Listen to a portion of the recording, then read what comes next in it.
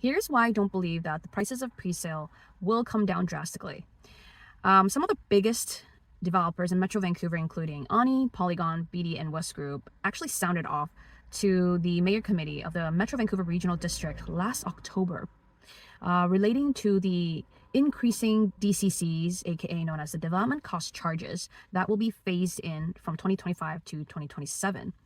Now, these developers, they voiced out on their concerns with increasing these DCCs by twofolds or even by tripling them. Now, if you're not already familiar with what DCCs are, this is a traditional way for municipalities to collect funds to help build new infrastructure and also to help expand existing infrastructure in order to support population growth. Aside from DCCs, the developer has to pay for land, construction, marketing fees, permit fees, legal fees, design fees, public art fees, and land servicing fees, and so much more.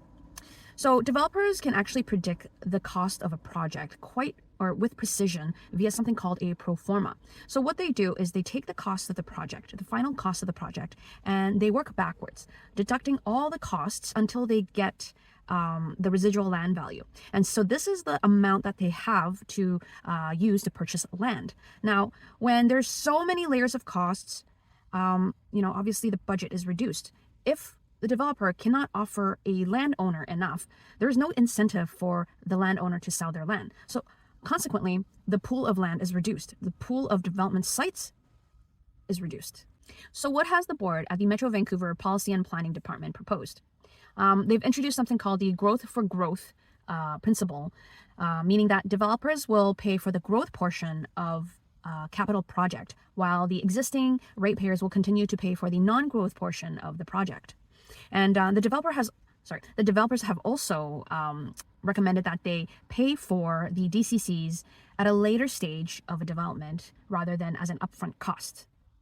To conclude why I think that pre-sale prices aren't going to come down drastically anytime soon is that all the costs associated with developing a site, they're not going to come down anytime soon either. Even the big developers who are supposed to have deep pockets are struggling.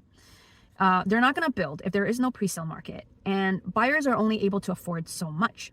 So I think in the long run, there's going to be a continued housing shortage.